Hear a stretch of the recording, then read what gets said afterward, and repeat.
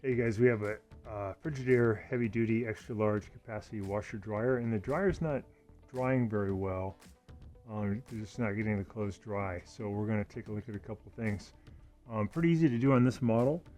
So we're going to pull a couple of Phillips head screws out from this middle panel. It's going to give us some good access to the dryer components.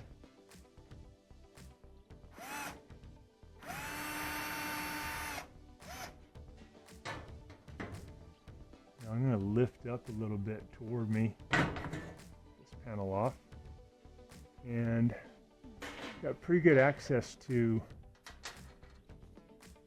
the igniter straight ahead of me right in there. That white thing, it's the igniter. These are the gas coils. These are a couple of things that can cause it to not dry. If the dryer vent tube is clogged, and it can't get rid of the heat, it can overheat and it can trip a thermal fuse, and that can stop it from drying too. Let's turn it to dry and just watch it. Not hooked up to gas right now, but we can at least see the igniter. We're going to go to normal dry.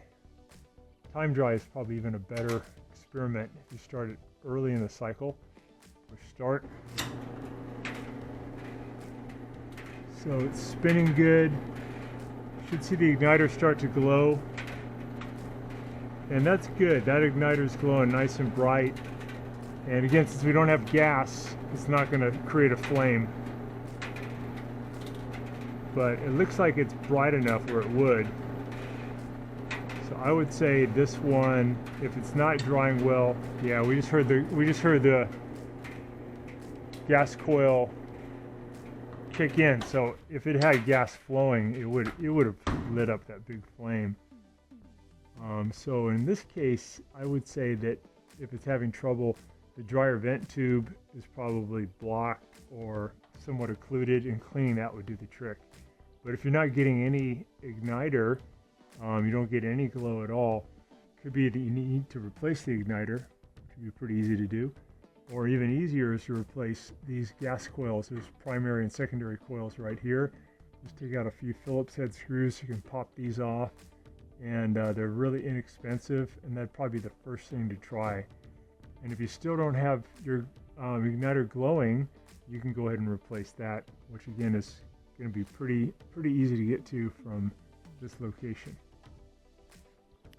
Watching our video, and please subscribe to our channel when you get a chance.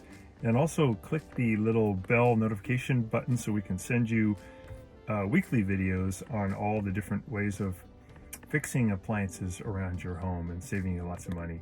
So thanks again for watching, and please also press the like button for our video if this was helpful to you. Feel free to contact me at the email listed below, which is scottthefixitguy@yahoo.com, with any of your questions.